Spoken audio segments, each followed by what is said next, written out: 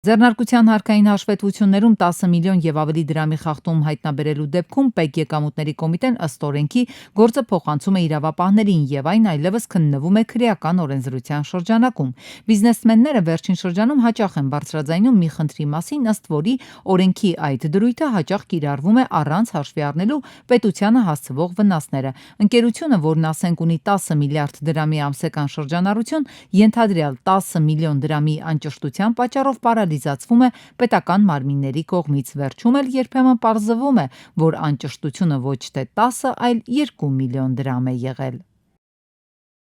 Խոսքը հաղորդումների մասին է,